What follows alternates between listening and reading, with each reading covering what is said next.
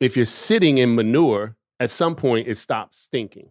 And you got to think about how sometimes we're in a space for so long, we don't even realize it's not a good space anymore because we used to complain about it. We used to say, oh, I can't believe it. And all of a sudden it becomes a standard. It's just where we are. And this is what commitment allows you to say, I'm going to make an agreement, a vow. Right. And with that vow, I'm now going to act. There is no commitment without action, by the way. Okay. So action is a critical component in commitment. If you're a go-getter, faith-driven, and family-focused, and need to break through to your next level, this is the podcast for you.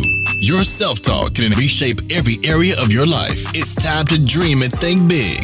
Welcome to the Self-Talk Experience with Darnell and Tracy Self. It's time to elevate, baby. Let's get into the show. Hey, everybody out there. It is the Self-Talk Experience. We are very excited to be back with you today. This is episode 34. Wow. We're over 30 episodes. The Self-Talk Experience. Thank you all for listening and watching. We are excited to be able to offer a little bit of personal development, things that allow us to operate as the best versions of ourselves.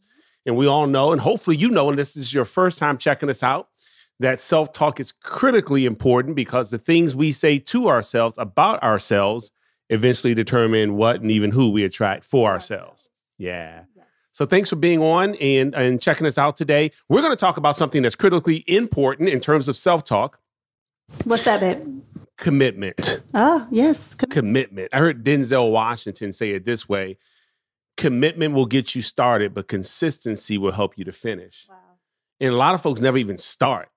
Right? They never commit. And once you commit, it also takes endurance to keep it going, right? Stamina. So we're going to talk about that. If you ever thought about starting anything, right? I'm going to start this fitness journey. I'm going to start my business. I'm going to start this relationship, right? There's a commitment necessary. And sometimes we just don't know what we don't know. My mother used to always say, Darnell, if you know better, you ought to do better. Right. That's funny you mentioned your fitness journey because I remember when I started out teaching Zumba and I was having a lot of fun doing it. But the commitment part of it was I thought it would be fun to do. But then after I got started, I said, wait, I need new music now. I have to start studying new music and looking for new songs and finding different genres of music that may not be my favorite, but maybe somebody else's favorite to incorporate that in the class. And then I had to eat healthy because I had to feel good because I had to have, like you said, the endurance to keep going with what I committed to. Yeah. So it could be for so many different parts of our lives. Yeah. And I've learned a lot of lessons in terms of commitment and lessons through my own failures, lessons through my own mistakes, right? Like over committing allowed me to really appreciate and how to define commitment. I'll give you an example. Okay. Oftentimes, because I care so much about not wanting to let other people down, I say yes. Yes, I'll get right back to you. Yes, I'll return your call later on today. And unless I know I can do it, I don't say that anymore because it hurts people's feelings when I can't hold to the vow, to the promise, to the word that I'd given. And it was unintentional. Oh, absolutely. Right? But I remember telling someone, hey, as soon as I find out, I'll call you right back today. And I shouldn't have added today.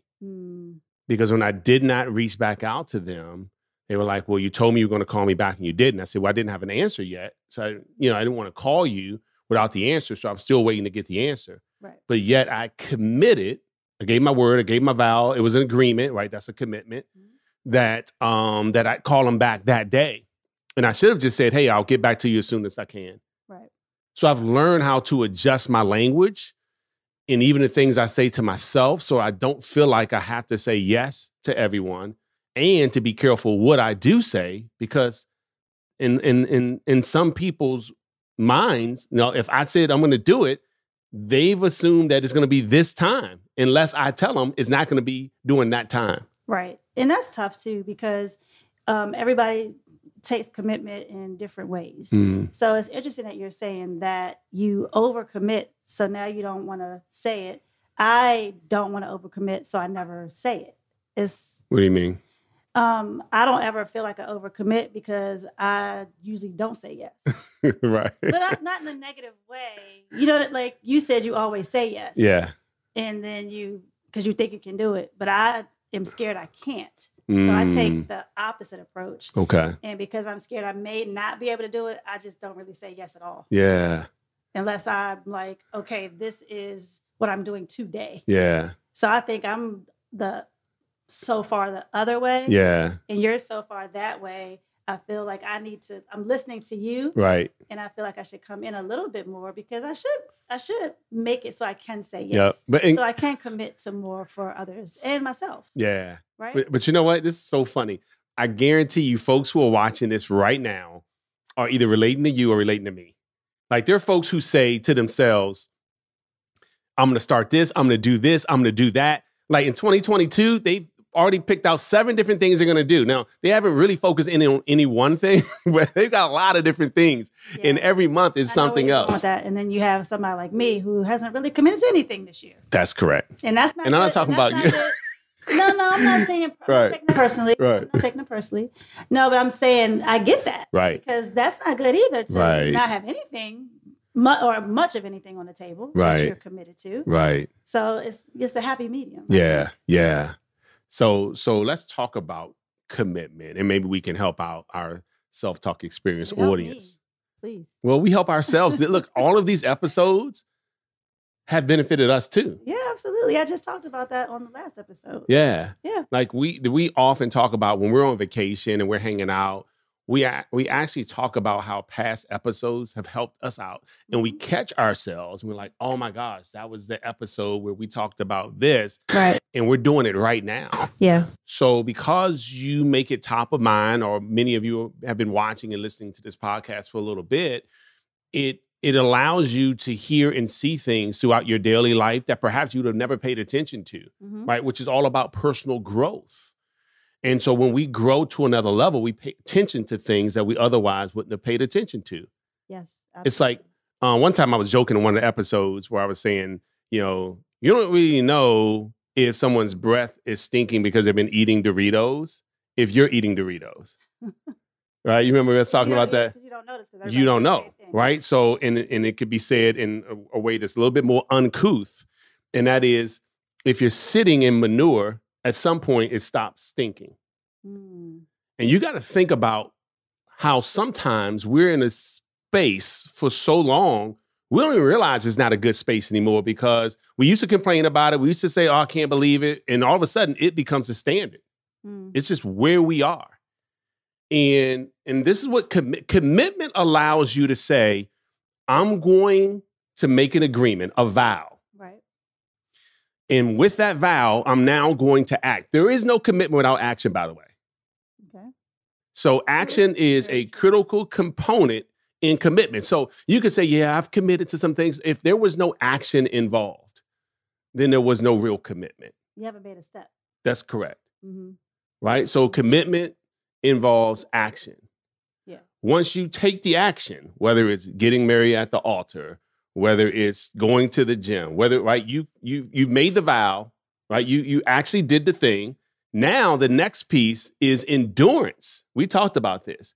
It's like, are you going to do the thing you said you were going to do continuously? Yes. Are you going to work on it? Yes. And here's a wonderful thing about commitment that I found. The more you work on it, the more things are revealed to you on how you can get better at the thing you're working on. Okay. Let's go back to Zumba for you. Right. You first started Zumba. I remember watching you do Zumba. I was like, oh, she's so good. And you were giving, what do they call it, cues or something when you're telling people like 2 more, 3 more, those things. So, and you were really good at it. And then months later, I'm like, you were not the same person. But if you did not consistently, if you didn't have the endurance, if you did it for 1 month, stopped, right, started again, start, stop, start. This is what most people do. Stop, start, stop, start. And so it's almost like it's new again when you start again, because you got to go through the same things of expanding your comfort zone, getting comfortable again, right? Getting back in the groove. Exactly right. So that's what I mean by endurance. It's like, how long can you do this thing you said you were going to do, even when you don't feel like you feel like doing it? So you're making me think about something. So I've been saying for a long time to you, hey, babe, I'm going to start juicing for you. But I said it, but I didn't make the steps, right? Mm-hmm. So now I've made the step and I bought a juicer. Now I need to take it out of the box. That'll be the next step. Chanel, why are you laughing? No, but I did it. I said it. I've been saying it, and I didn't do it. Then I said it again, and I didn't do it. Yeah. And the last time I said it, I actually ordered it.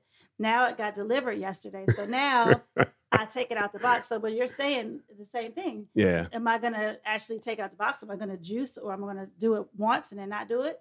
Or am I going to keep doing it? And maybe, oh my gosh, I'm even better at juicing. And now I do it all the time, and I juice is really good. So I understand what you're saying. It can be for the smallest thing. I'm saying it about but juicing, right?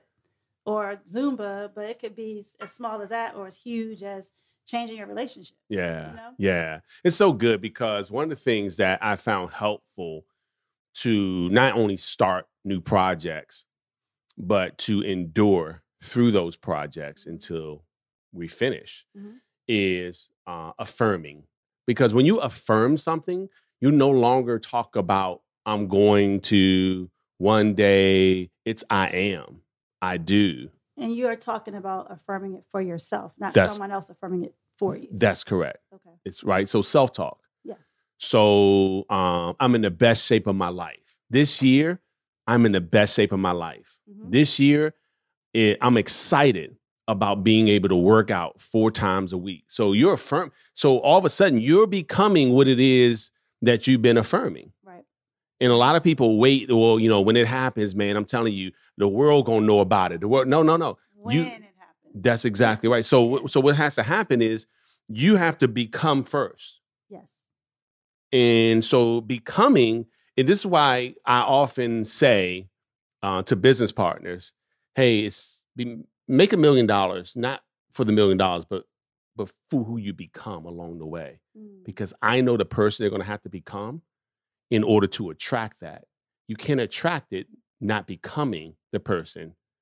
A lot of people, if I gave you $1 million, more than likely, you would not be able to sustain it because you never became the person that could attract it. The economy could take it away. But when you become the person necessary to attract $1 million, you can attract it back. People can't take away the person you become. They can only take away the economy. They can take away the business. Could feel like a lot of things could happen. But the person you become, no one can take away because you become it now. That's true. You see? And once you become something, you now attract the person. You attract everything that person who you've become can attract. Yeah. Yes, good. It's like, it doesn't, if you put a magnet on a table and that you put something metal close to it, it will draw to it. You cannot avoid it. You get it too close, it's going to draw it. Yeah. And that's because the magnet has become magnetic. See, and that's exactly right. Yeah. Yeah. So I'm always working on becoming, and the commitment thing helped me out when I started affirming what it was I wanted every single day. And then commitment also too, could it correlate with your why? Because sometimes when you commit to something and it's for you and someone else, you sometimes work harder at it because you want for that person too. Yes. Yes. Does that make sense? No, it makes complete sense. I mean, even going back to the juicer story, right? I bought the juicer, but I kept saying I was going to buy one, but this time I bought it for you. So now I'm committed to do it because I wanted to do it for you because it's a gift. So now it's like, well, you bought it for me, now what? Right. So I'm committed even more so now because I want to do something for you. Oh, that's so sweet. Oh, y'all. So she's supporting my health journey. And this is what we're going to do an episode on support. But honestly, you're absolutely right. And when, does that make sense? No, it makes complete sense. When you commit, this is what I found. When I commit to something and I have the right support system around that commitment, it's easy to stay committed to it. Right. Because for me, I'll drink juice if it's here, but I don't necessarily want to do it for myself. I really want to do it for you. So that's where my commitment level is with that certain Right. Nope. Nope. I just had this talk with one of my goddaughters yesterday, saying that one of the reasons why I worked so hard and was on this nonstop grind wasn't so that I can say, look at me, I have this nice car. Look at me, I have this nice house, because I don't even put that stuff on social media. Like nobody even knows. Right. So, but I did it so that we wouldn't have to worry about money again. Okay. Right. And when I mean not have to worry about it again, I mean, if someone had a need, we could be there. Right. Right. Like your mom and dad wouldn't mind us telling this story, but when your dad lost his job, right, when they were laying off, and we were like, Mom, Pop, don't don't worry about the mortgage. We got that. And they were like, no, we would never ask. I said, you're not asking. We're sharing. This is what we want to do. And that's what I mean. Like, no, we don't have to go on social media or to brag about that. Right. It is something that allowed me to commit to a project that I knew I could create financial wealth with, so that we could get to exactly what you just said, one of my whys. Yeah, your commitment was bigger than you. It was bigger than me. And sometimes our commitments are absolutely all about us. Yep. Nothing wrong with that. Okay. Exactly. Nothing wrong with that. And every once in a while, you want to make juice for someone else. I'm going to make you some juice. I'm going to do it today. Okay. So we talked about commitment has to have some action, right? So look, guys, if do something, just do something. Google something, YouTube something, right? Like you're juicing. We got Janelle here who juices. So, one of the things is, hey, so what are some of the best things that you found in terms of juicing? You go, don't make this mistake. I mean, this is best. This and this won't go together. I don't care, right? So in commitment, it's easy when you got the right people around you, right? So you're acting, got the right people around you. Endurance is going to be important. And the last one is loyalty. Oh, yeah. Right? So loyal to the thing, loyal to the person, right? You're making a vow, you're making an agreement. I'm committing that we're going to work together until right? So communication is going to be key in that commitment. We talked about communicating to yourself in terms of affirmations. And now we're talking about communicating it to others. Yes. So if I'm committing to something and I'm letting you know, hey, babe, I want to lose 50 pounds by my 50th birthday, which was a commitment I made to myself. And I said I wanted to do it. And you said, hey, what do we need to do to support? And I had the right people around me. I mean, Janelle was like, hey, we're going to spend 3-4 times a week. You were like, hey, look, what meals do we need to prepare? Right. And you guys prepared meals. Like you had the right people around you, but I had to communicate what my commitment was. Otherwise, you're just hoping that somebody knows that you're truly committed to this thing. And they're like, hey, I bought you pizza tonight. And you're like, I can't eat it. Right. And you're like, why? We always eat pizza on Friday, but you never communicate the commitment.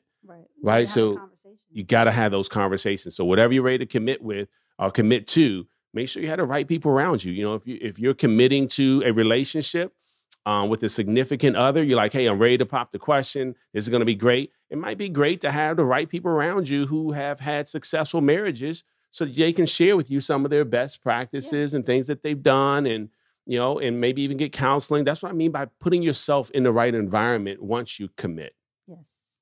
Right? I love it. Yeah. So take some things out your pantry if you're committed to a health journey, because I'm telling you, that's what gets me every time. I'm like, ooh, the cookies are right there. I'm just going to have one.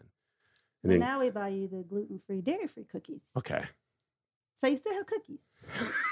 Oh, sorry. No, you don't. You hate cookies. You don't eat cookies. Except for yesterday. All right, guys. So commit. Commit to finding a new co-host for the self-talk when they throw you under the bus. But this is all about us getting better. And we pray that each episode allows you to get better, to think about yourself as the best versions of yourself because of the things you're starting to say to yourself. And we pray that whatever you're committing to do, that not only do you commit to do it, but you act on it, you have some endurance, you put the right people around you, and you affirm it daily. This has been another self-talk episode. And remember, the things we say to ourselves about ourselves eventually determine what and even who you want to end. We attract for ourselves. See you guys the next time. You are crazy. And make sure you're committed to Thursdays.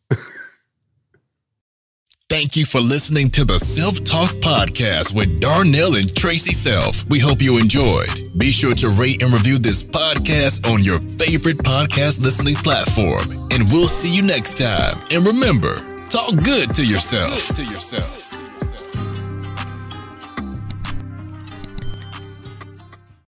If you've ever started something and said to yourself, I'm not quitting until I reach the finish line, there's a perfect podcast for you.